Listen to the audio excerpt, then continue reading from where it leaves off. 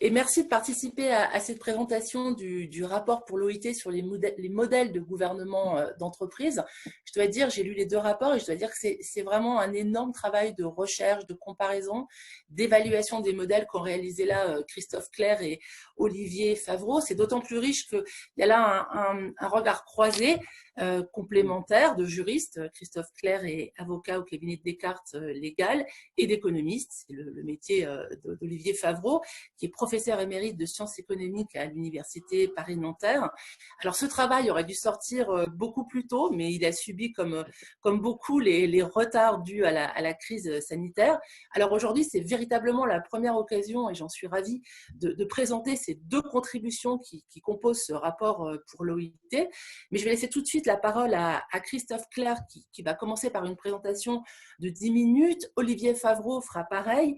Ensuite, on enchaînera avec des questions-réponses. Et bien sûr, on a gardé du temps pour vos questions. Donc, n'hésitez pas à les poser sur le fil Zoom.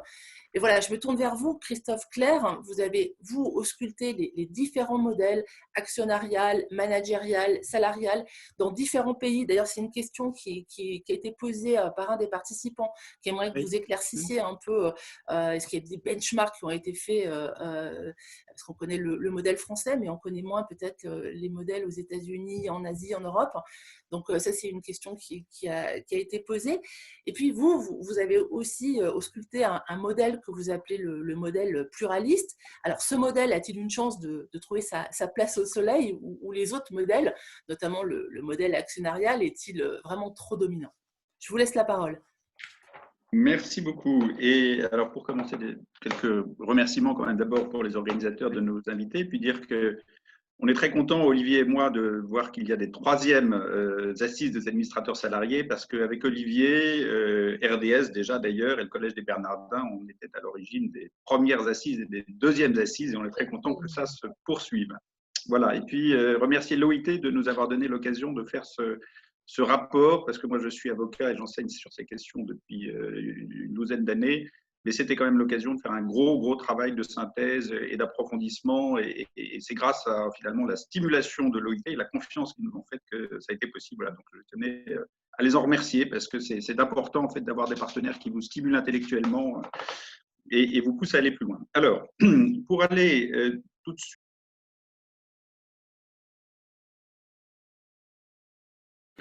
un slide, voilà.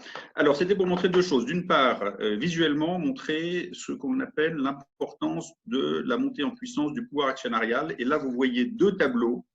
Le tableau du haut, alors ce sont des tableaux de synthèse qui prétendent réduire à des nombres, en fait, des rapports juridiques. C'est ce qu'on appelle la leximétrie, c'est trop compliqué, mais ce qui est intéressant, c'est de voir les tendances. Et là, vous voyez, ça commence en 1970, ça finit en 2005. La tendance est très nette. Le pouvoir des actionnaires, Allemagne, France, Angleterre, États-Unis, Inde, augmente partout. Et le tableau du dessous vous montre la même chose entre 1990 et 2013. Les petits points, c'est 2013, les barres, c'est 1990, et vous voyez que les petits points sont partout au-dessus des barres. Et là, vous voyez que c'est dans de très nombreux pays, le Mexique, le Chili, la Chine, la Lituanie, l'Afrique du Sud, partout. Quand on fait des mesures un peu précises, on voit que le pouvoir des actionnaires a augmenté. Donc ça, c'est le contexte. Et puis d'un autre côté, on sait que, eh bien, en Europe, la codétermination existe. Alors, à des degrés différents. Dans certains pays, c'est dans les entreprises privées, dans d'autres, ce ne sont que dans les entreprises publiques. Il y a des pays où ça a quasiment disparu, mais ça a existé. Et vous voyez sur cette carte que, au fond, vous avez une première vague, c'était l'Allemagne 1951, l'Autriche 47. Et puis, vous avez eu une vague de démocratisation, c'est tous les pays en rouge, la France est en rouge, c'est un peu trompeur, mais disons que vous avez eu dans les années 70 une démocratisation. Et puis, vous avez, dans les années 90, les pays de l'Est qui se joignent au mouvement après la chute du mur de Berlin. Et la France est dans une position particulière, parce que la France est à la fois précurseur du mouvement. Il faut savoir que la codétermination, c'est une invention aussi française, puisque ça date de 1946. Les entreprises publiques à l'époque avaient des administrateurs salariés, et donc avant l'Allemagne, les grandes lois allemandes sont un peu plus tardives, en tout cas c'est concomitant, on va dire, conceptuellement. Donc vous avez un grand mouvement de codétermination en Europe, et c'est spécifique à l'Europe, ce n'est pas dans le reste du monde. Et on voit c'est le deuxième élément que je voulais montrer, que les seuils de déclenchement de la codétermination sont très variables et ça permet de mesurer au fond l'importance du phénomène dans les différents pays. Vous voyez qu'en Allemagne, on a des seuils de déclenchement à 500 salariés, 1000 salariés, 2000 salariés selon les lois applicables. En France, on sait qu'on a des seuils à 1000 et 5000, 1000 salariés en France ou 5000 dans le monde. Mais vous voyez, alors c'est petit, mais ça devrait apparaître quand même, qu'au Danemark, à partir de 35 salariés, la codétermination existe. En Norvège, c'est 30. En Suède, c'est 25. Voilà. Donc, on a à réconcilier ces deux réalités pour comprendre de quoi on parle. Alors, je vais cesser de partager l'écran à ce stade-là. Et pour ça, excusez-moi, il faut que je fasse comment? Il faut que je revienne sur l'écran.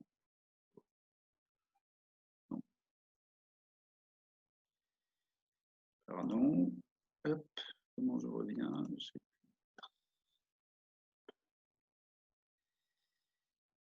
Hop, ça c'est voilà, vous êtes en train de partager l'écran, arrêtez. Voilà, voilà, excusez-moi. Comme ça, je reviens là où j'en étais. Donc, comment on réconcilie les deux? Ça va être l'objet de mon propos en quelques mots. Donc, on a la montée de la puissance de la suprématie, la montée en puissance de la suprématie actionnariale. Vous avez la clarification théorique des parties constituantes. Vous avez l'échec des modèles traditionnels, on va dire monistes. Et puis, vous avez le fameux modèle pluraliste. Alors, premier point en quelques mots, la montée en puissance de la suprématie actionnariale, on vient de la voir, en images. À quoi elle est due? Alors, il y a beaucoup de facteurs, mais moi, il y a un facteur qui me frappe, c'est le mouvement asymétrique de syndicalisation. Dans les années 70-80, la syndicalisation des salariés est sur un mouvement de reflux par rapport à l'après-guerre. En revanche, chez les actionnaires, c'est le contraire. À compter des années 60, la syndicalisation actionnariale augmente. C'est ce qu'on appelle la gestion collective. Les actionnaires qui étaient des actionnaires individuels se regroupent dans les fonds, les OPCVM, et pour des questions de meilleure gestion financière, se mettent ensemble. Mais du coup, le pouvoir des actionnaires dans les assemblées, leur pouvoir de lobbying augmente. Et c'est à ce moment-là que se fait la bascule vers la suprématie actionnariale. Et on sait qu'on en a des manifestations à l'époque très claires. Deux exemples, c'est la généralisation de ce qu'on pourrait appeler la carotte pour les dirigeants. À partir des années 90, et ce n'est pas vrai avant, il y a une généralisation des rémunérations variables. Les dirigeants sont payés à la commission, c'est les stock options. Alors, on a des dirigeants commissionnés, commissionnaires. Et puis, c'est le bâton pour les dirigeants et les salariés, c'est ce que la théorie appelle l'effet disciplinaire du marché. Ce sont les OPA. Voilà, vous êtes un dirigeant trop laxiste dans votre gestion, pof, vous êtes débarqué dans le cadre d'une offre publique d'achat. Et puis, c'est la dette. Il faut que les sociétés s'endettent, parce que quand elles s'endettent, eh bien, elles sont sous contrainte et elles reproduisent cette contrainte sur leur environnement, fournisseurs, salariés, etc. Donc, on a ce système et en face de ça, qu'est-ce qu'on a? D'un point de vue théorique, la notion de partie prenante. Alors, ça a toujours existé, mais c'est formalisé en 1980. Et on vous dit, c'est quoi les parties prenantes? Ça vient d'un jeu de mots. Shareholders, stakeholders. Les shareholders, ce sont les actionnaires, et puis tous les autres, ce sont les stakeholders. Et on voit que finalement, on les met sur un pied d'égalité. La réponse à ça, c'est la réponse qu'on fait aujourd'hui, qu'on formalise, qui est dans le rapport. Alors, je ne vais pas le développer parce que je n'ai pas le temps, mais allez lire ce rapport. Il est en ligne sur le site de l'OIT. Et au fond, on voit que les parties constituantes, si on en donne une définition rigoureuse, eh bien, ce sont des parties qui sont en risque de l'activité de l'entreprise, les salariés, les actionnaires, les fournisseurs, tout ça subissent un risque. Et ça, ce sont les parties prenantes. Mais les parties constituantes, c'est plus parce que les parties constituantes, elles investissent dans l'entreprise. Alors, qui investit structurellement dans l'entreprise? Les actionnaires, c'est évident, de l'argent. Et puis, évidemment, les salariés qui investissent leurs compétences, leur temps, globalement, sur une vie professionnelle, leur vie. Les dirigeants, de ce point de vue-là, peuvent s'assimiler aux salariés puisqu'ils investissent aussi leur temps. Et donc, on a trois parties constituantes, actionnaires, salariés, dirigeants. Du coup, on peut répondre à l'argument de la suprématie actionnariale, à l'époque, qui nous dit le pouvoir doit être attribué à la partie qui est en risque, et la partie qui est en risque, c'est la partie constituante qui est en risque, c'est l'actionnaire. Non, en fait, si on fait une analyse rigoureuse de la comparaison du risque de l'actionnaire et du salarié, on voit que leurs risques sont comparables. Par exemple, l'actionnaire peut diviser son risque quand il investit, le salarié ne travaille que dans une entreprise. Pendant la durée du travail ou de l'investissement, vous avez des accidents de travail, vous n'avez pas, à ma connaissance, d'accident du capital. Au moment de sortir, l'actionnaire bénéficie de la liquidité, il peut sortir facilement.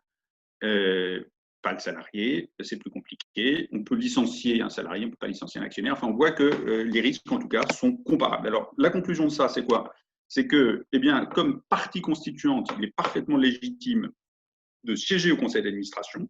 Donc, vous avez des représentants des actionnaires, vous avez des représentants de l'équipe de direction et des représentants des salariés. C'est parfaitement fondé intellectuellement. Les autres parties prenantes, non constituantes, n'ont elles pas vocation à être au conseil d'administration, mais il faut qu'elles soient représentées. Alors, il y a des comités de parties prenantes qui peuvent exister au niveau central, au niveau local. Enfin, il y a des tas de mécanismes qui peuvent jouer à travers aussi le devoir de vigilance en France, qui sont très importants. Alors, qu'est-ce qu'on a comme modèles qui sont fondés sur l'approche traditionnelle de la défense d'un certain intérêt? Alors, vous avez, on a vu le modèle actionnarial, je n'y reviens pas, il se fonde sur le risque, il se fonde aussi sur la notion, entre guillemets, de démocratie actionnariale. Pas une démocratie, c'est un homme, une voix. Là, c'est une action de voix, donc plus j'ai d'actions, plus j'ai de voix, donc plus j'ai d'actions, plus j'ai d'argent. Donc, c'est plutôt un système qui donne le pouvoir à l'argent. Donc, on devrait appeler ça plutocratie actionnariale, si on devait lui donner un nom issu du registre politique.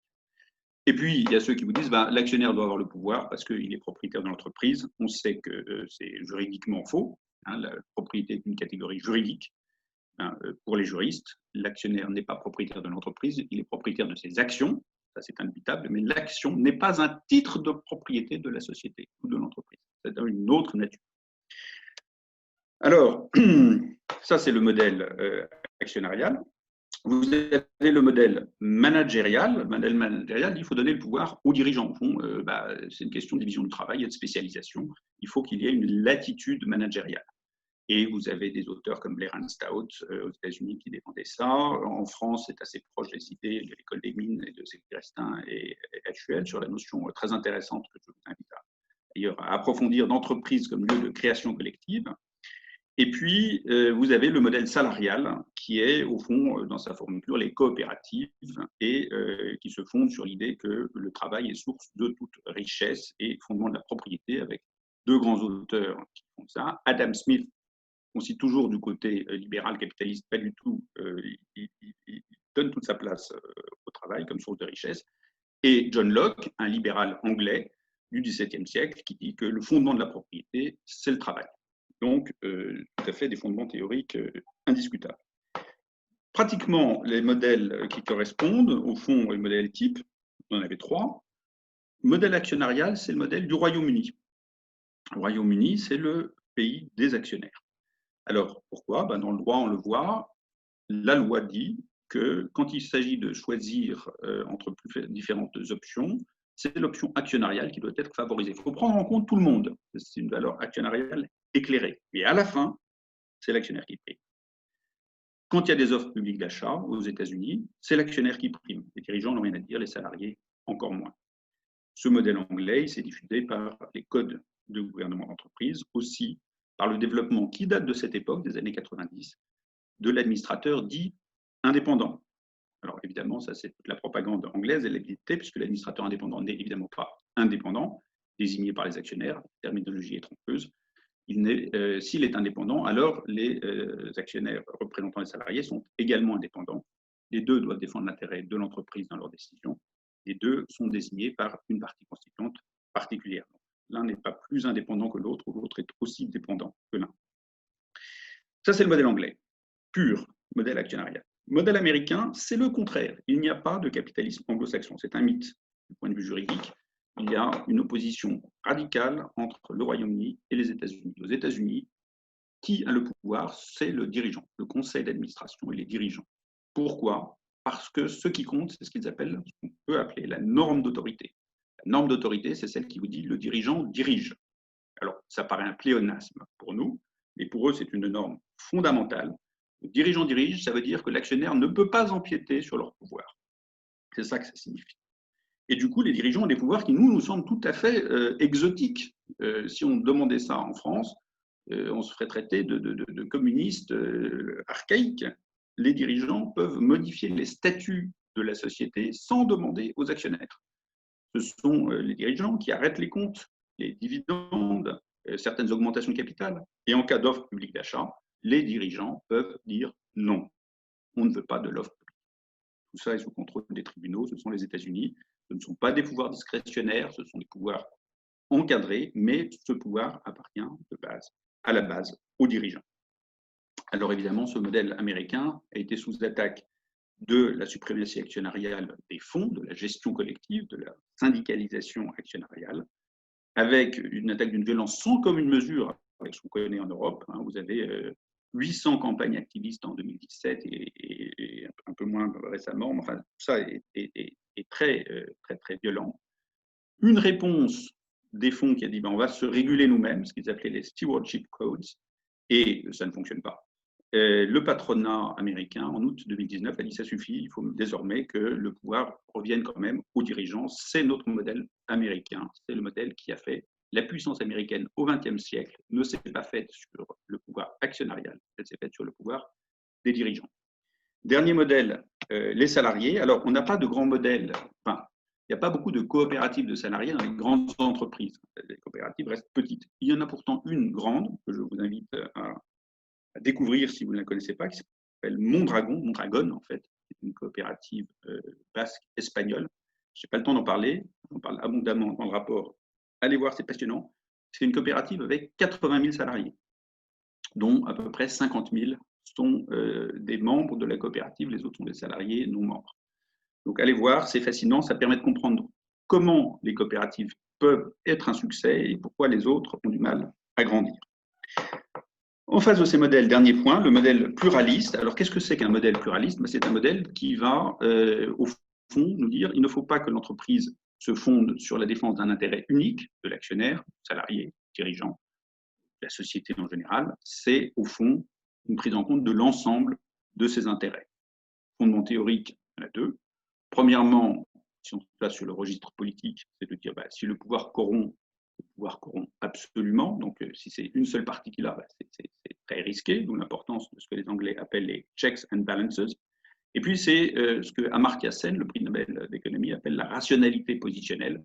Au fond, il est très rationnel pour un actionnaire de dire qu'il doit avoir le pouvoir, très rationnel pour un salarié de le dire, c'est très rationnel pour des dirigeants de le dire, mais ces rationalités ne trouvent pas de cohérence spontanée, et donc seul le débat public éclairé permet de trancher. C'est donc un sujet de démocratie, de débat ouvert, de décision politique pour savoir comment attribuer le pouvoir. Ce n'est pas un sujet d'expert. Alors, ce modèle théorique, quels sont ces éléments fondateurs? 4 caractéristiques pour avoir un modèle pluraliste. Il faut une diversité des actionnaires, particuliers, fonds, entreprises, familles, salariés, fondations, États, un écosystème diversifié. Vous devez avoir, deuxième point, une norme de gestion pluraliste, c'est-à-dire que c'est le fondement même, il faut défendre les intérêts de tous et pas simplement de certains. Défendre les intérêts de tous, c'est en général défendre l'intérêt de l'entreprise. Troisième point, vous devez avoir un équilibre des pouvoirs entre actionnaires et dirigeants. Et là, je ne vais pas rentrer dans le détail, mais ça se démontre très bien. Et puis, enfin, une implication des salariés. Ce sont les fameux administrateurs salariés avec le modèle à la fois français, un des premiers. Le modèle allemand, c'est le plus complet. Alors, je sais que parfois, on peut dire qu'il est imparfait, mais enfin, c'est quand même celui qui va le plus loin, donc on ne va pas le décrier. Et puis, le modèle danois, parce que c'est, par exemple, au Danemark que vous avez le plus d'administrateurs salariés, plus qu'en Allemagne, alors que c'est un beaucoup plus petit pays. Alors, quels sont les pays concernés par ce modèle pluraliste? Ce n'est pas rien, c'est même beaucoup. C'est un modèle qui fonctionne. C'est l'Allemagne, l'Autriche, les Pays-Bas, les pays scandinaves, et évidemment la France. Aujourd'hui, on peut dire qu'elle est dedans, même si elle pourrait y être plus. Alors, je vous donne 3 exemples un tout petit peu plus détaillés. L'Allemagne, vous avez une diversité de l'actionnariat, notamment à travers la puissance des familles, la puissance des banques, la puissance des fondations. Vous avez, deuxième point, une norme de gestion pluraliste avec un intérêt social qui peut être défendu par les dirigeants.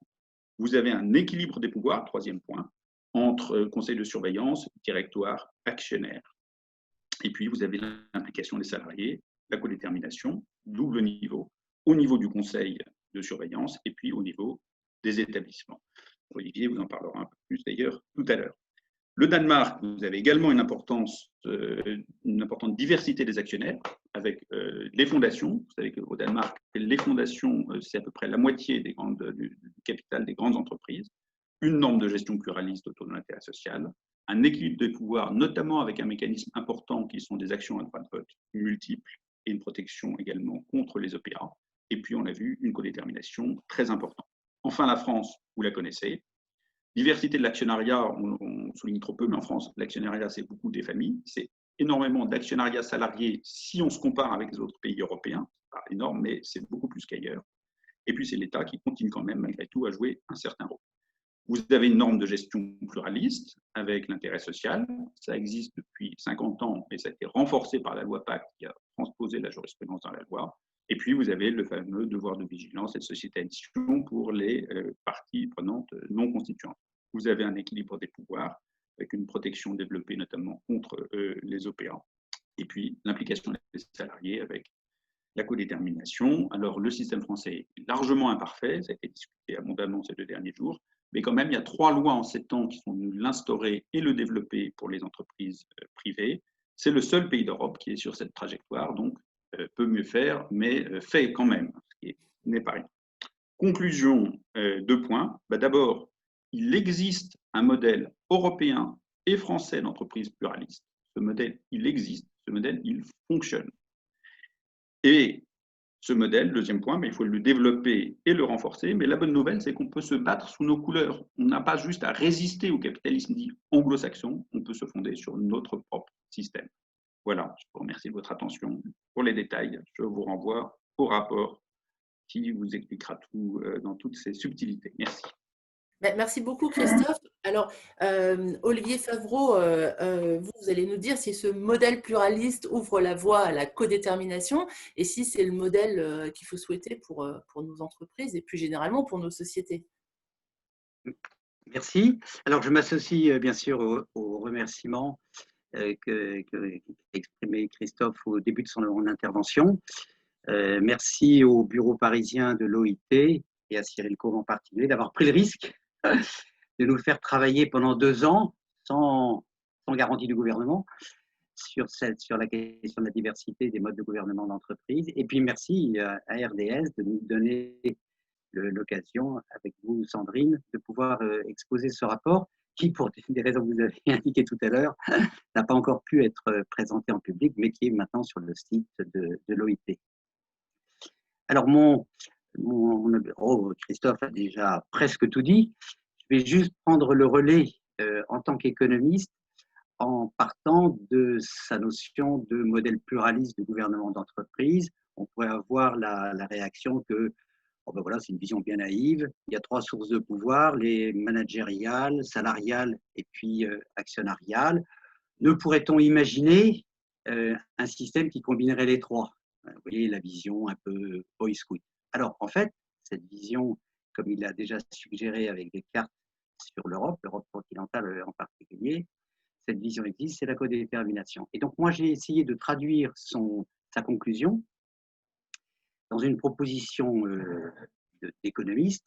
La codétermination, qui est au fond la meilleure incarnation du mode pluraliste de gouvernement d'entreprise, eh bien, c'est le mode normal de gouvernement d'entreprise. Et je vais prendre normal dans les 2 sens du terme. Normal au sens de le plus répandu, plus de la moitié des pays d'Europe, et normal dans un autre sens, le sens, disons, normatif. C'est le meilleur. Voilà. C'est ce que j'ai essayé de démontrer, sur presque 150 pages, et je vais juste en extraire, disons, quelques idées, quelques conséquences. Alors, au fait, dire que c'est le mode de gouvernement normal, normatif, dans un milieu, devant un auditoire français, c'est un peu une provocation. Mais, comme vous l'a rappelé la carte présentée par Christophe, cette proposition est complètement triviale pour un Allemand, un Autrichien, un Luxembourgeois, un Norvégien, un Danois, un Suédois, un Finlandais, un Polonais, un Hongrois, un Tchèque, un Slovaque et un Slovène. Donc voilà, c'était pour dire la provocation, si provocation il y a, elle est limitée. Alors deuxièmement, pour un économiste qui veut essayer de réfléchir de façon un peu analytique sur cette idée, alors il y a une énorme surprise, c'est que, alors qu'il y a des milliers d'articles théoriques, en théorie économique, dans les meilleures revues, des centaines de modèles mathématiques pour défendre et illustrer le modèle actionnarial, eh bien écoutez, je n'ai pas trouvé 15 articles du même calibre pour défendre ce qui est finalement majoritaire sur le continent européen, c'est-à-dire la codétermination. Alors, si on essaie de réfléchir en économie sur pourquoi c'est le mode normal de gouvernement d'entreprise, la base du raisonnement, c'est l'idée introduite ou réintroduite par Christophe, mais qui avait été indiquée tout à l'heure très bien par Isabelle Ferreras.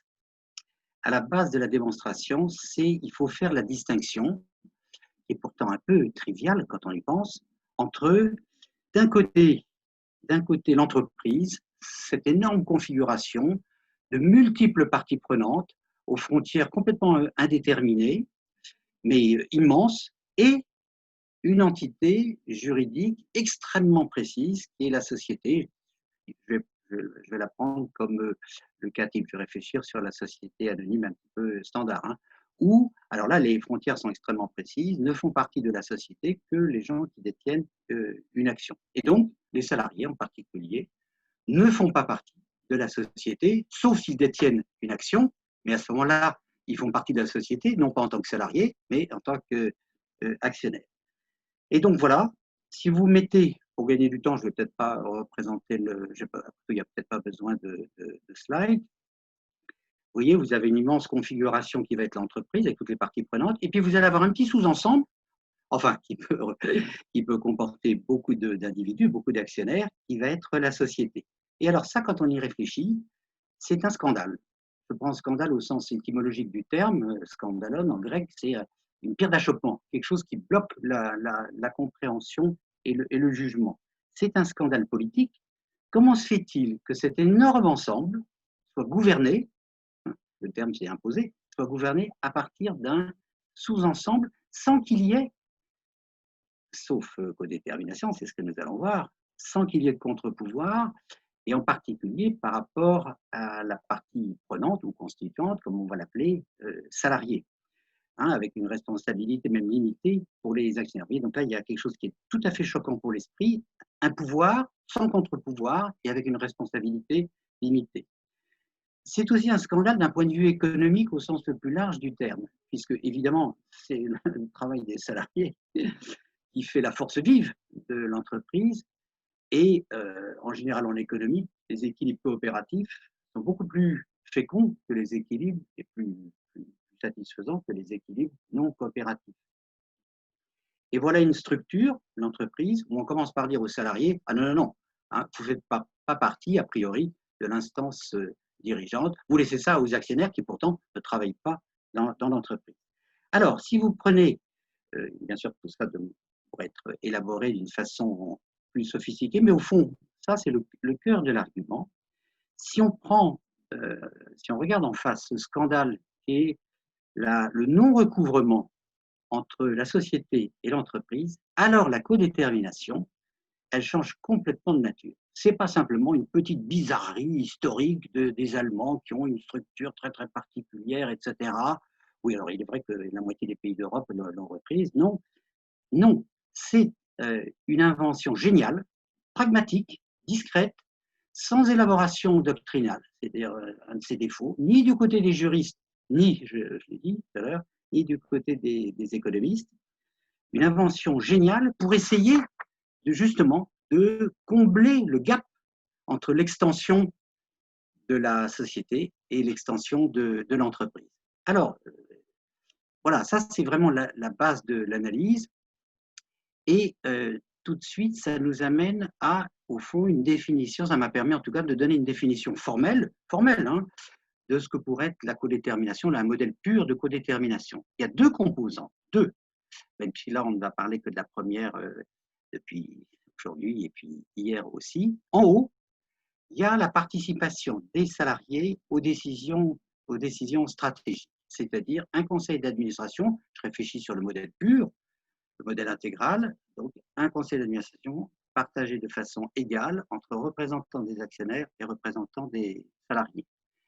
Et deuxième pilier, à la base, il y a, alors là le terme anglais c'est bien mieux et bien plus clair que le terme français, c'est le Work Council, c'est le comité d'établissement, le Betriebsrat allemand, où il n'y a que des salariés, à vrai dire, même le chef d'entreprise n'en fait pas partie, même s'il est toujours invité, et qui a des prérogatives importantes en matière d'organisation du travail. Voilà, le modèle complet, c'est ça. Même si, clairement, puisque ce sont les troisièmes assises des administrateurs salariés, on va s'intéresser évidemment au pilier stratégique. Alors, si j'applique maintenant ça à la réalité européenne, il faut reconnaître qu'il y a un seul cas qui correspond quand même de près à cette définition, c'est le cas allemand. Mais la chose frappante, là on n'a pas le temps de réfléchir dessus, on reviendra peut-être là-dessus dans la discussion, il y a une douzaine d'autres cas où vous avez, pour simplifier, c'était présent sur la carte qu'a présentée Christophe, où le ratio dans le conseil d'administration n'est pas 50%, mais en gros 30%, mais avec, cela dit, un élément de compensation qui est le seuil de déclenchement de la codétermination est beaucoup, beaucoup plus bas qu'en Allemagne, 35 au Danemark, 25 en Suède. Et puis, c'est la présence syndicale qui joue le rôle ou une sorte d'équivalent fonctionnel du comité d'établissement dont j'ai parlé tout à l'heure. Alors, voilà la grille de lecture, ça c'était l'idée générale. Si j'avais le temps, je vous montrerai que ça rend intelligible pour un économiste les deux grandes phases de l'histoire macroéconomique de l'après-guerre, le Fordisme et après la phase de financiarisation néolibérale, comme deux phases où, en fait, sans le dire ou en le disant, les grands acteurs sociaux ont refusé d'entrer dans une logique de codétermination, mais du coup ont dû trouver des compensations ou des justifications. Et je vais plutôt terminer sur trois exemples d'applications où cette grille de lecture renouvelle complètement certaines questions d'intérêt général pour les économistes et pour les citoyens. Alors, première question, la question de la flexibilité ou même de la flexi-sécurité. Ah, nous avons des gouvernants qui n'ont que ce mot à la bouche. Et quel est le premier exemple qu'ils donnent en disant, voilà, nous devrions aller vers ce modèle, c'est le Danemark. Et tout le monde oublie que le Danemark a un système de codétermination. Je n'ai pas trop le temps de développer, mais au fond, si on doit aller vers le modèle danois, je dis, disons, OK, mais prenez aussi ce qui en donne peut-être tout le sens, je pourrais vous le montrer si j'avais plus de temps, c'est-à-dire la codétermination. Deuxième exemple, la mondialisation. Alors là, je voudrais évoquer un souvenir qui n'a rien de confidentiel. Jean-Louis Beffa, et c'était d'ailleurs une séance au Bernardin à laquelle assistait Isabelle et participait Isabelle Ferreras. Jean-Louis Beffa nous racontant son expérience au sein du conseil de surveillance de Siemens, donc la moitié du conseil partagé entre représentants du capital et représentants des salariés. Et Jean-Louis Beffa disant, écoutez, j'ai été absolument fasciné par un système institutionnel très conflictuel. Hein, ne croyez pas que c'était un échange de fleurs et de paquets de bonbons. Un échange conflictuel, mais où tout le monde devait, du fait de la structure moitié-moitié, se mettre d'accord sur quels sont les établissements, quels sont les équipements, quels sont les types de main-d'œuvre qu'on peut accepter de délocaliser et quels sont les établissements, les types de main-d'œuvre, les équipements qui doivent rester sur le territoire national. Il nous l'a dit, j'ai vraiment fasciné, je parle pour lui, par le mode de fonctionnement d'un système d'adaptation institutionnelle à la mondialisation. Et de fait, quand vous regardez la liste des pays européens qui pratiquent la codétermination, franchement, ce n'est pas ceux qui sont les plus maladroits dans la compétition internationale. Dernier élément, dernière idée. Alors, je voudrais répondre par avance à une objection ou introduire une idée nouvelle. Souvent, quand Christophe et moi nous présentons la codétermination, il y a une objection, pas toujours très très bien intentionnée, qui est de dire oui, en fait, tout ça fleure bon, sinon le 19e siècle, la lutte des classes, en tout cas la deuxième moitié du 20e siècle, est-ce que c'est comme ça avec le rapport capital-travail qu'il faut entrer dans le 21e siècle? Il faudrait ouvrir le conseil d'administration, aux représentants de la nature, etc., et encore à d'autres parties prenantes. Alors je crois que la grille de lecture que j'ai utilisée en tant qu'économiste et Christophe en tant que juriste, et là d'ailleurs je rejoins tout à fait ce qu'a dit Isabelle Ferreras tout à l'heure, cette grille de lecture qui au fond sépare partie constituante et partie prenante, là est un principe de réalité extrêmement judicieux. La défense de la nature, ce n'est pas une partie constituante de plus. C'est une responsabilité, la transition écologique, c'est une responsabilité de plus pour les parties constituantes que sont le capital et le travail.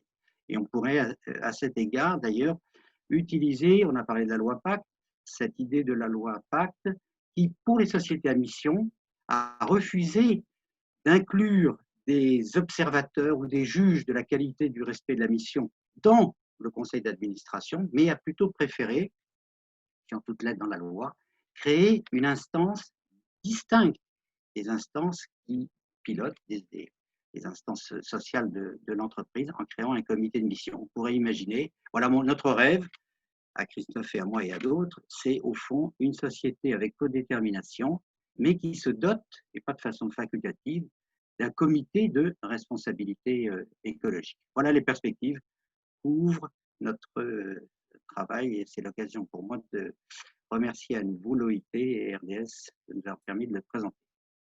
Alors, merci beaucoup. Juste un mot peut-être sur ce que vous appelez l'éco-détermination. Ça consisterait en quoi? Et puis peut-être que Christophe peut aussi compléter. Est-ce qu'il faut que des parties prenantes, des représentants de partis écologiques, par exemple, ou locaux, fassent partie de ce type de comité?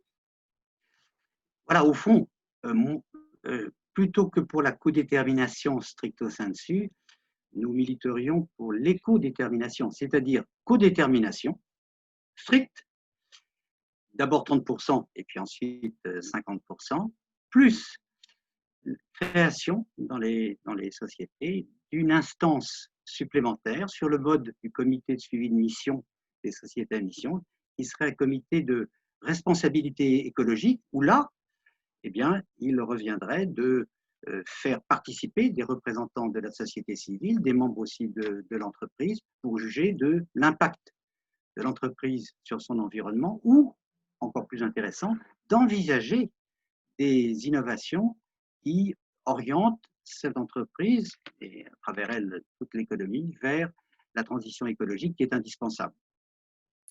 Et vous, Christophe, vous êtes sur cette ligne-là? Alors, tout à fait. Je donnerai juste quelques précisions juridiques. Je suis juriste.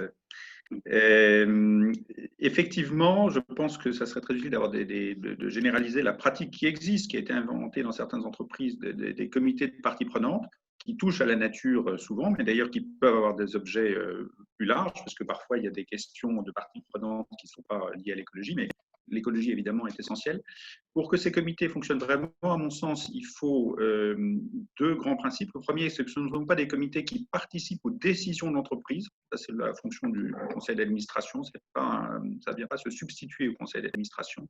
En revanche, il faut que quelques conditions soient remplies. Il faut qu'elles soient indépendantes, c'est-à-dire qu'une fois que les membres sont nommés, ils doivent avoir un mandat qui ne soit pas révocable à la discrétion de la direction.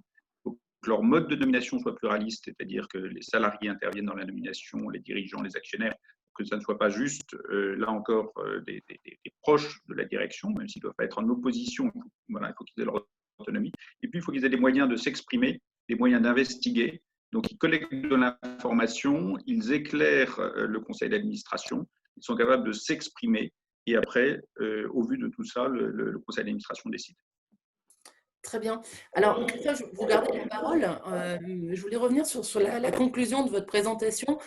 On revient au modèle français. Vous disiez, pardon, le modèle pluraliste, ok, c'est un modèle français. On l'a déjà rencontré. Maintenant, on peut mieux faire. Alors, c'est vrai qu'on a Oui. beaucoup parlé des évolutions juridiques, de la loi Pacte. Qu'est-ce qu'il faut faire pour faire réellement émerger ce modèle pluraliste? Est-ce qu'il faut à nouveau légiférer? Enfin, comment vous voyez les choses? Et puis, même question à Olivier. Alors oui, je pense qu'en France, notamment en matière de codétermination, on n'en est qu'au début, au fond. Et donc ça signifie il faut l'approfondir, il faut plus d'administrateurs salariés dans les conseils, il faut baisser les seuils. On a vu en Danemark c'est 35, alors on ne va peut-être pas descendre aussi bas, mais en tout cas les seuils français restent des seuils élevés au niveau européen. Je pense qu'il y a eu des discussions ce matin et autour des propositions tout à fait pertinentes de réalité du dialogue social sur le statut des administrateurs salariés. À mon sens, il faut partir d'un principe de base, c'est que ce sont des administrateurs comme les autres. Donc, il ne faut pas leur donner des pouvoirs spécifiques, mais simplement, il ne faut pas qu'ils en aient en pratique moins. Et donc, ça signifie qu'il faut s'assurer qu'ils soient toujours présents dans les comités. Donc, ça, la loi devrait le prévoir parce que certaines entreprises écartent systématiquement les administrateurs salariés des comités et ce n'est pas normal. Donc ça, la loi pourrait le régler. Parfois, les administrateurs salariés n'ont pas de jeton de présence alors que les autres en ont. Ce n'est pas normal. La loi devrait régler ça.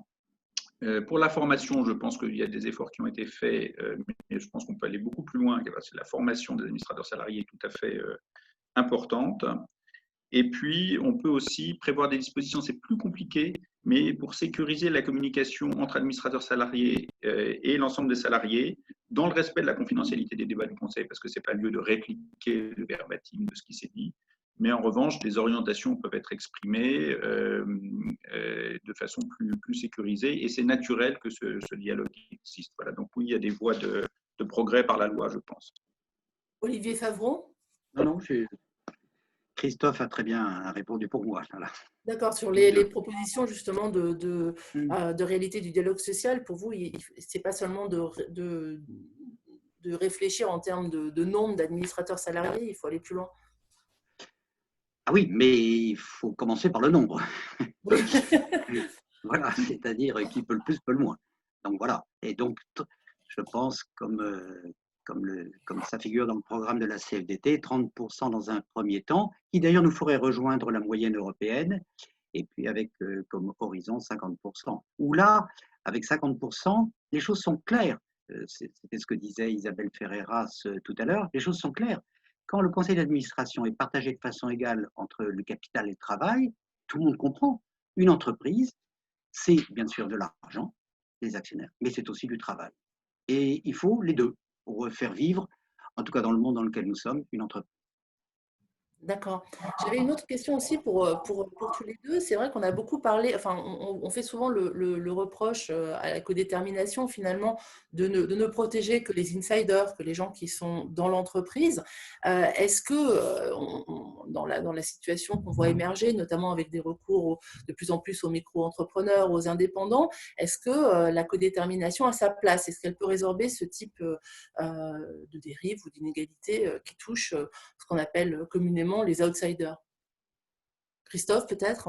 Oui, alors, moi je pense que ce n'est pas l'un ou l'autre, c'est l'un et l'autre. C'est vrai que l'objet de la codétermination, par définition, c'est de traiter les relations de pouvoir dans l'entreprise. Donc ceux qui sont en dehors de l'entreprise ne vont pas être directement touchés, c'est un peu par la nature des choses. Mais il ne faut pas opposer dans ces domaines-là insider et outsider. Il faut améliorer la démocratisation de l'entreprise quand c'est possible et par la voie de la loi si nécessaire, et ajouter des protections et notamment créer des statuts plus protecteurs pour ceux qui sont en dehors et notamment au titre de l'ubérisation. On peut également chercher à favoriser l'organisation collective des gens qui sont dans ces statuts. Moi, j'avais été frappé quand Emmanuel Macron s'était présenté aux élections, avait été élu. Il avait dit qu'il faut faire le chèque syndical pour que chacun, avec un abondement de l'entreprise, puisse cotiser pour qu'il y ait de l'argent pour les syndicats. Bon, il a complètement oublié cette proposition, qui était la seule qui était un peu clairement exprimée dans son ouvrage. Mais je pense qu'on peut chercher par la loi aussi à favoriser les regroupements collectifs des personnes qui sont dans ces situations, parce que c'est aussi par leur action collective et coordonnée qui feront progresser leurs droits, et pas simplement par le jeu de la loi. Donc la loi doit favoriser ce regroupement. Oui, je peux rajouter un mot sur cette Bien sûr. question. Le rapport entre société juridique, et puis entreprise, dans un sens un peu indéterminé, permet d'éclairer complètement cette question. Alors là, il faut faire appel à l'histoire. Les travaux des historiens montrent que jusqu'en 1910, 1920, 1930, en vérité, jusqu'à la stabilisation juridique du contrat de travail, non seulement les salariés ne faisaient pas partie de la société, par définition, mais d'une certaine façon, ils ne faisaient même pas partie de l'entreprise, au sens où, encore une fois, ce sont les travaux des historiens qui nous apprennent que la gestion du personnel était entièrement déléguée à un foreman, une sorte de contremaître, qui était un peu l'alter ego du capitaliste fondateur, détenteur des moyens de production, qui se voyait confier un certain budget, et avec ce budget, eh bien, recrutait les gens qu'il voulait recruter et réalisait le programme de production qui lui avait été confié par l'entrepreneur capitaliste. Qu'est-ce qui s'est passé avec la stabilisation juridique du contrat de travail, c'est-à-dire en fait le rapprochement du contrat de travail comme relation d'autorité et du contrat de société, puisque après l'employeur, c'est la société, dans le cas de la société anonyme standard, c'est la société, bien entendu. Eh bien, le rapprochement de ces deux contrats, qui s'est fait à peu près partout dans les années 1920-1930, ça a permis aux salariés de rentrer à l'intérieur de l'entreprise. Et la codétermination, d'une certaine façon, poursuivrait ce processus en les faisant rentrer dans les instances dirigeantes. Et les phénomènes que vous évoquez, auto-entrepreneurs, Uber, etc., eh bien, c'est une tendance qui, loin d'être le summum de la modernité, consisterait à nous faire revenir au schéma du 19e siècle, c'est-à-dire qu'ils ne font pas partie d'entreprise, il y a une pure relation commerciale entre ces faux salariés et faux indépendants, et puis le cœur de la société. Donc, en fait, moi, je suis un partisan convaincu du contrat de travail et comme relation d'autorité, mais qu'il faut faire évoluer juridiquement pour permettre à l'intérieur de cette relation d'autorité plus de capacité d'innovation de la part des salariés. Alors, n'hésitez pas à poser vos questions sur le fil Zoom, mais je continue avec vous, Olivier Favreau, vous, et d'ailleurs Christophe Clerc aussi, vous en parlez.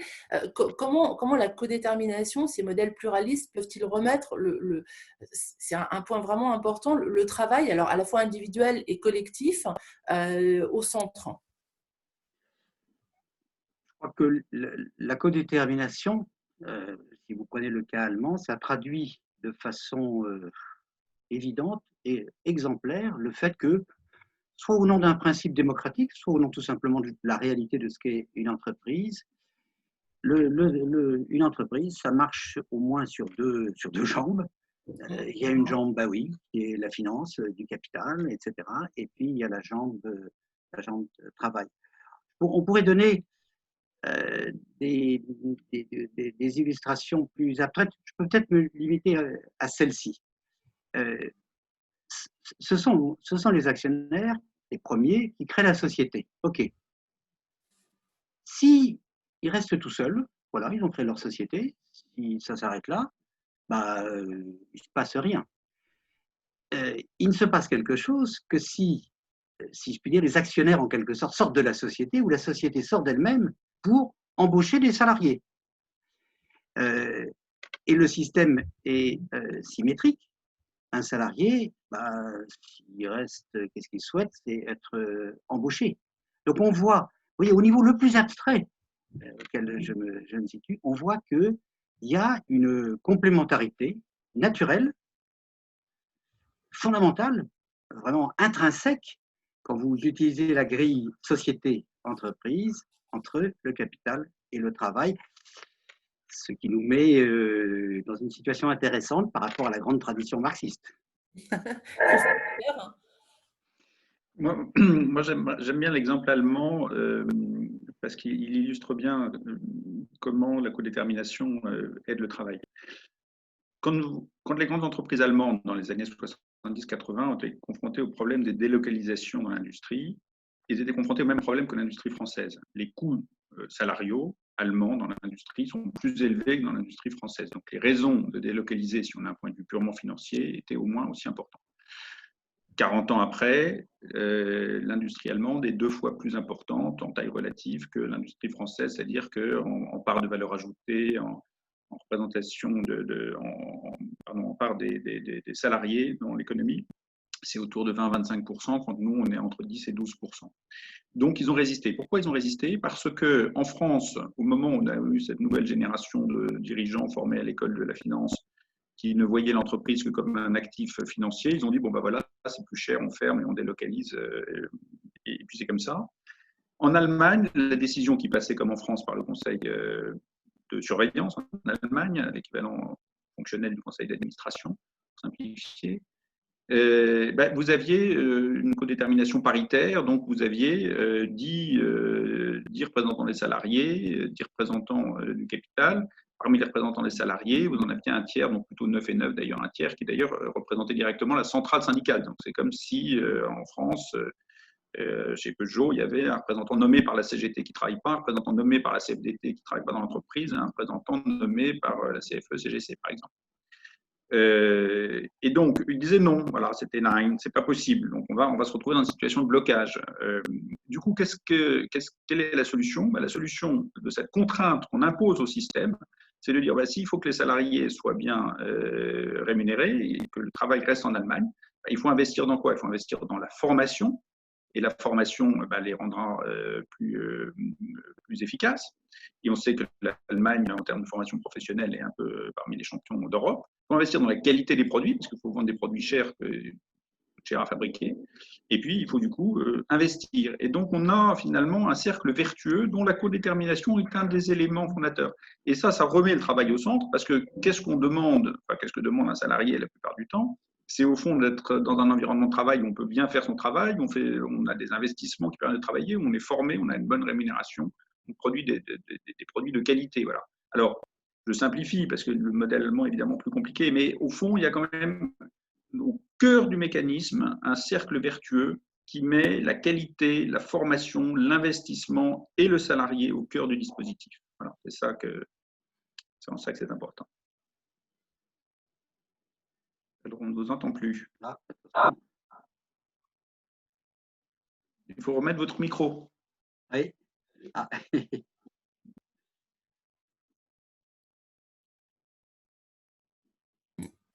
Ah, j'avais un problème de son. Excusez-moi.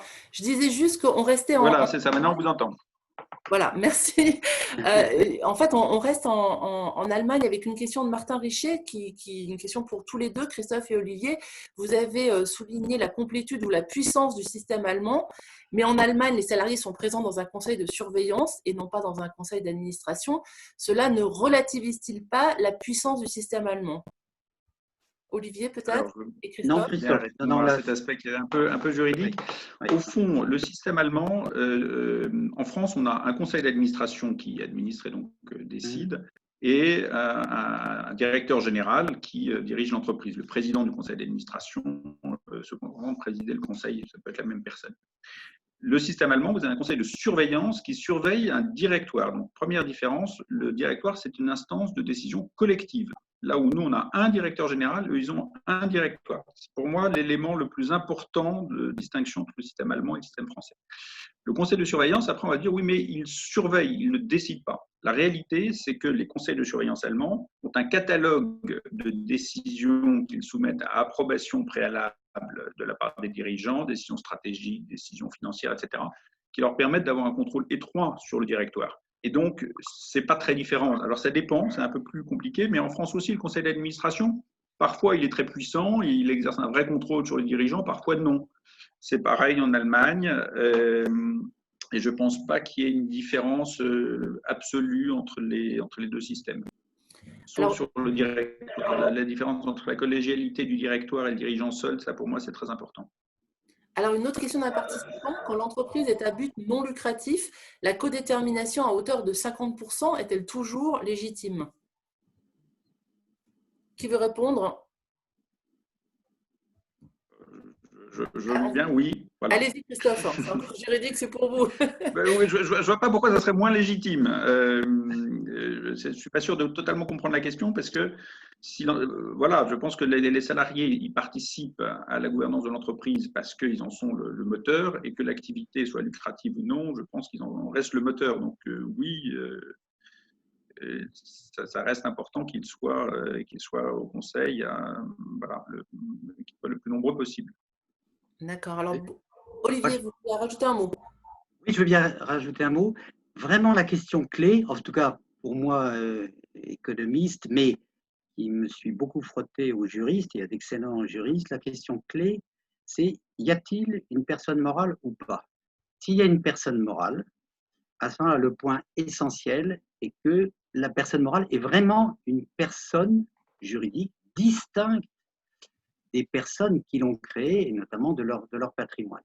Et donc se pose un problème de pouvoir, de gouvernement de cette personne morale, qu'elle travaille dans le champ lucratif ou dans le champ non lucratif, et se pose à ce moment-là la question d'une participation égale des parties constituantes, puisque évidemment cet organisme, cette entreprise non lucrative, eh ben, si elle a une activité, qui se charge de cette activité? Ben, cela doit être représenté dans l'instance dirigeante. Dès lors qu'il y a une personne morale, voilà, on doit se poser la question de la participation équilibrée de ceux qui font vivre cette personne, qui lui donne toute sa fécondité économique, une participation équilibrée à sa direction. Très bien. Alors, j'ai une question aussi d'Agnès Cancan. Qu'est-ce que peuvent dire les administrateurs salariés sans faire de la redite de communication officielle du marché? Alors, plein de choses. Au fond, c'est un peu comme si on disait, mais que peuvent dire les dirigeants aux investisseurs quand ils font des roadshows? En fait, vous avez les dirigeants vont voir les investisseurs financiers, tiennent des conférences de presse, enfin des conférences, des réunions, etc. Et ils expliquent énormément de choses. Tout ça dans le respect absolu des obligations du droit boursier et des communications marché. Donc on peut dire énormément de choses dans le respect du droit des sociétés cotées. Alors, par ailleurs, la question s'adresse aux sociétés qui sont cotées, mais quand les sociétés ne sont pas cotées en bourse, on est tout à fait libre de dire ce qu'on veut, dans le respect des règles de confidentialité. Mais même pour les entreprises cotées, c'est possible quand même de dire, d'expliquer en fait, d'examiner des options, d'expliquer pourquoi des options ont été choisies, d'expliquer quelle est la trajectoire de la société. Au fond, de faire part du débat qui est réel et de montrer que ce ne sont pas des décisions comme ça naturelles qui s'imposent parce que tout d'un coup ça vient d'en haut. Non, il y a eu un processus délibératif et on peut donner des éléments qui permettent de comprendre ce processus. Je crois que c'est très important. Alors, il y a aussi une autre question, avec ces multiplicités de modèles, quelles sont les attentes des parties prenantes et des parties constituantes sur le dialogue social? La multiplicité de ces acteurs n'occulte-t-il pas, les attentes du salarié? Alors, c'est un petit peu comme si on disait, est-ce que le fait qu'on fasse des élections pour la mairie, le département, la région et l'État n'occulte pas finalement le citoyen? Oui, il y a des canaux multiples. Il y a le rôle des syndicats qui reste tout à fait évidemment central et indépendant des organes élus. Il y a le comité d'entreprise, enfin, le CSE, le conseil d'administration, tout ça doit s'articuler, tout ça forme un tout. Quand on défend le modèle de la codétermination, c'est comme part d'un élément général avec lequel il s'articule, d'un système. Et alors, faire vivre cette articulation n'a rien de simple, on en est absolument conscient. En revanche, c'est un élément clé. D'accord. Est-ce que la codétermination est en mesure de réduire certaines inégalités? On parle beaucoup des inégalités hommes-femmes, mais aussi de revenus. Est-ce que ce serait un levier puissant pour résorber ces inégalités? Olivier Favreau? Oui, là je peux dire quelque chose à ce sujet parce que il y a eu une très très belle étude faite à l'université de Mannheim il y a pas très longtemps. Ça a dû être publié en 2012. Je vous donne l'auteur s'appelle Félix Horsch et qui a fait à la suite de sa thèse d'ailleurs, il a construit un indicateur du degré de codétermination en le calant sur, bien sûr, le pourcentage du conseil d'administration qui est composé de représentants des salariés, mais aussi en faisant intervenir le seuil de déclenchement des effectifs. Et puis, il a fait une énorme analyse en coupe instantanée sur un échantillon de pays, enfin, il y a tous les pays de l'Union européenne, plus les pays de l'OCDE, les grands pays de l'OCDE qui ne sont pas dans l'Union européenne. Et il a testé l'existence d'une relation entre le degré de codétermination et un indice, c'est l'indice de Gini, qui est utilisé pour mesurer l'inégalité des revenus. Et la conclusion, alors est tout à fait claire et nette. Il y a une relation inverse entre le degré de codétermination et un indicateur de l'inégalité des revenus. Donc, et en particulier, ça c'est une leçon importante pour nous, Français, parce que la situation française en matière d'inégalité est caractérisée, comme vous le savez peut-être, par deux choses. Une inégalité record, presque la plus élevée de tous les pays de l'OCDE au niveau des revenus primaires avant impôts et transferts. Et par contre, après redistribution, alors là par contre, bien sûr, les inégalités ont fortement diminué. Ça a toutes sortes d'inconvénients, parce que donc le poids de la redistribution est extrêmement important, il est plus élevé de tous les pays, de tous les grands pays industriels. Et donc, une des vertus, non, pas dans l'instant, mais une des vertus à long terme d'un système de codétermination serait d'agir sur les inégalités de revenus, en particulier dans le partage salaire-profit, à la racine, c'est-à-dire dans la gestion même des entreprises. Et pour les inégalités hommes-femmes, ça part de là aussi? Et les inégalités hommes-femmes, dans notre groupe, nous avions des collègues qui avaient fait un recensement des travaux statistiques et qui avaient remarqué, ce à quoi on pouvait s'attendre, que la performance sociale, et l'inégalité hommes-femmes en faisait partie, la performance sociale des pays avec codétermination était meilleure que celle des pays sans codétermination. Ah, on ne vous entend pas? Ah, on ne vous entend. Ça se réactive. Excusez-moi, excusez-moi. Donc, deux dernières questions. Donc, une question de Benoît Ostertag qui dit « Comment peut-on répondre à ceux qui disent que la finance gouverne le monde de manière débridée ?» Et je rajouterai une question. J'étais étonnée dans votre rapport, je crois que c'est page 80 de votre contribution, Christophe, où vous dites qu'in fine, les modèles purs actionnariaux américains et britanniques finalement, sont en train de se stabiliser, voire de régresser. Est-ce que j'ai bien lu? Est-ce que… Alors, d'abord, est-ce que la finance gouverne le monde? Si on prend un peu de recul, quand même par rapport au 19e siècle, parce que c'est quand même pas nouveau la puissance de la finance, même s'il y a des cycles, nous, ce qu'on dit, c'est qu'au fond, au niveau individuel, il y a eu des progrès, notamment en Occident, avec le contrat de travail, le statut du salarié. Au niveau collectif le plus élevé, il y a des progrès parce que les taux de redistribution sociale entre le 19e siècle et aujourd'hui sont quand même beaucoup plus élevés. En revanche, là où les progrès sont moins forts, même s'ils ne sont pas inexistants, c'est au niveau de l'entreprise. Et donc, c'est pour ça qu'on dit que au fond, c'est un peu le troisième pilier de ces progrès qui permettent effectivement d'éviter que la finance ne gouverne le monde, ce qui est sa tendance naturelle si on ne fait rien et qui l'a toujours été. C'est quand même pas neuf, même si le cycle des années 80 a donné un nouveau coup de fouet. Alors, après, c'est vrai qu'après cette montée en puissance de la financiarisation entre les années 80 et aujourd'hui, on voit qu'il y a quand même un léger reflux, mais c'est un reflux pour l'instant essentiellement intellectuel. Ce n'est pas encore tout à fait traduit dans les législations et dans les pratiques. Les États-Unis, qui avaient un modèle managérial très fort, ont beaucoup reculé au profit des actionnaires. C'est un combat titanesque. Enfin, si on le suit de près, il y a des actions en justice qui sont lancées par le patronat contre des décisions de la Securities and Exchange Commission qui favorisent les actionnaires.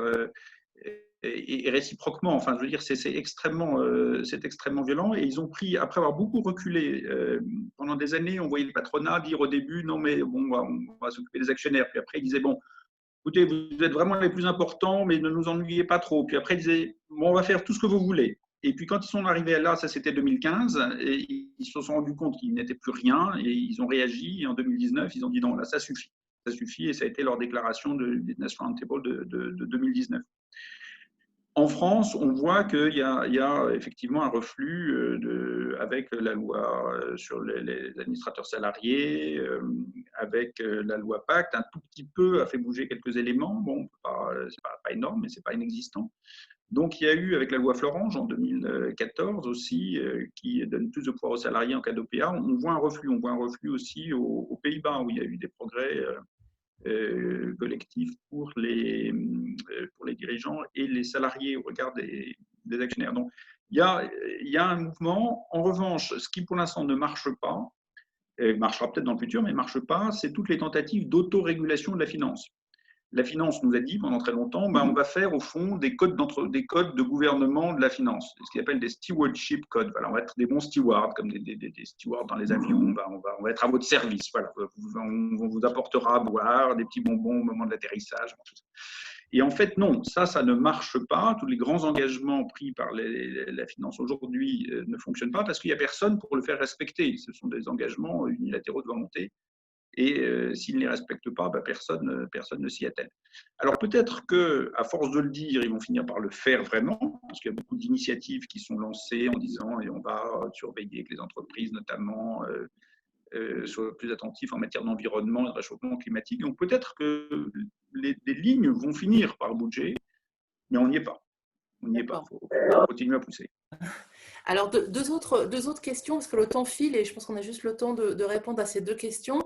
Alors, il y a une question d'Anna Sophia Amaral. Pouvez-vous commenter les derniers développements du code de gouvernance britannique avec la création d'un administrateur représentant les travailleurs, mais choisi parmi les administrateurs? Est-ce que c'est un chemin vers la codétermination? Alors, Christophe, c'est magnifique. Alors ça, c'est magnifique. Je suis ravi que la question soit posée parce que je pensais pas avoir le temps d'en parler. Mais ça, c'est l'illustration, comme je dis, que le Royaume-Uni, c'est le paradis de l'actionnaire. On en a voilà, l'illustration ici. Annonce politique faite par le Premier ministre de l'époque, c'était bon, il faut qu'on fasse quelque chose qui se rapproche un peu de la codétermination, pas à l'allemande, qu'on fasse un petit quelque chose pour que les salariés soient mieux pris en compte. Décision politique. Résultat, ils ont dit bon, on va quand même pas faire une loi, on va faire quelque chose de volontaire. Alors bon, c'est très anglais, ils respectent peut-être mieux leur code volontaire qu'en France. Donc pourquoi pas, au fond, c'est leur façon de faire. Si à la fin ça marche, c'est ce qu'on va regarder. Alors on va dire, ils vont mettre un comité, ils vont mettre des salariés. Non, alors mettre des salariés au conseil, c'est bien, mais c'est peut-être un peu trop. Alors en fait, on va donner l'option aux entreprises, ça peut être un salarié au conseil ou bien un administrateur qui sera plus spécialement en charge des salariés, mais un administrateur normal désigné par les actionnaires. Ou bien, sinon, on fera un comité ou des réunions. Et puis, si ces trois options sont encore trop, voilà, si c'est trop, et ce que je vais vous dire est écrit dans le code, il reste encore une autre possibilité, et je ne l'invente pas, c'est écrit dans le code de gouvernement d'entreprise britannique. Si ça, c'est trop, toute autre méthode de consultation des salariés est bonne. Par exemple, organiser des petits déjeuners régulièrement d'information. Voilà. Alors, on passe, et c'est écrit, de la codétermination au petit déjeuner. Voilà, au petit déjeuner d'information. C'est le Royaume-Uni aujourd'hui. D'accord. Alors, une dernière question, elle est peut-être pour vous, Olivier, mais vous pourrez peut-être commenter aussi, Christophe. C'est une bonne question de fin. Est-ce que la codétermination est un facteur de résilience de l'entreprise, notamment dans un contexte de crise de tout type, sociale, économique, climatique, sanitaire? C'est vrai qu'on en parlait en préparant cette intervention. Est-ce que ça va être cette crise est-elle l'occasion finalement de faire émerger la codétermination, ou bien on va revenir à du pragmatisme et on va essayer de faire encore plus de ce qu'on faisait avant? Alors, effectivement, la crise, c'est une occasion d'aller encore plus loin dans la redécouverte de l'extraordinaire invention historique qu'est l'entreprise. et particulièrement sous le prisme de la codétermination. Là, je vais juste isoler un point à propos de la codétermination, en me limitant à la présence des salariés dans les conseils d'administration. C'est une façon d'étendre, bien sûr, la démocratie à ce qui se passe à l'intérieur de l'entreprise, mais attention, ça relève du pouvoir. Là, je ne sais pas répéter un peu des idées, ou ça compléterait les idées d'Isabelle Ferreras. C'est la démocratie en tant que pouvoir exécutif. Pierre Rosanvallon, il y a 1 an et demi, a sorti un bouquin très important qui s'appelle Le bon gouvernement. Et la codétermination, c'est le bon gouvernement de l'entreprise. Et tous les grands pays industriels, bon, il y a certainement des progrès à faire, mais on a les mécanismes de base de la démocratie représentative. Elle est certainement encore à perfectionner. Mais l'urgence aujourd'hui, c'est de mettre de la démocratie dans le pouvoir exécutif, c'est-à-dire dans la prise de décision. Ça vaut pour les pouvoirs publics, mais ça vaut peut-être encore plus pour les pouvoirs privés. Et donc, ceci me paraît, en période de crise, encore plus d'actualité. Christophe Clair, est-ce que c'est Moi, j'aimerais en fait faire une remarque un peu différente parce que c'est un propos conclusif. Pour dire simplement, voilà, avec Olivier, avec Loïc, je voyais Martin Richer qui parlait, avec Isabelle Ferreras, on a parfois des points de vue légèrement différents, mais vraiment des combats communs et je crois des profonds liens de respect et d'amitié. Et on pousse tous dans le même sens pour aller le plus loin possible. Et certains demandent plus, d'autres moins, mais il faut demander beaucoup, je pense, en matière de codétermination, parce que c'est pas simple. On ne va pas obtenir les gains qu'on souhaite facilement. Donc, il ne faut pas hésiter à demander beaucoup. Et j'aime bien une citation de GB qui disait « L'utopie, ça réduit beaucoup à la cuisson, c'est pour ça qu'il faut en mettre beaucoup au début ».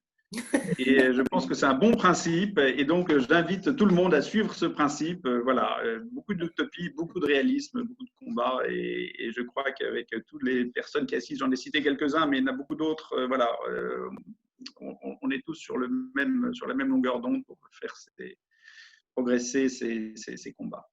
Très bien, merci beaucoup. C'est une belle transition pour le déjeuner. Écoutez, merci en tout cas 1000 fois d'avoir participé, Christophe Clair, Olivier Favreau. Merci encore à Cyril Combe de l'OIT et à Maud Stéphane de Réalité du dialogue social d'avoir organisé tout ça.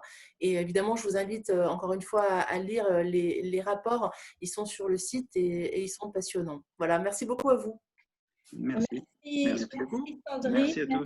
Merci à tous les intervenants depuis hier, sans lesquels on n'aurait pas eu tous ces débats très riches. J'ai bien sûr plein de remerciements à adresser à Sandrine, Fabien et Alain qui ont modéré les différents panels, à Brigitte Wartel qui a présenté notre étude et a permis de poser les bases du débat, et bien sûr tous les participants pour leur assiduité, parce que vous avez été très nombreux, vous avez sur toute la durée, donc un exercice pas facile à distance.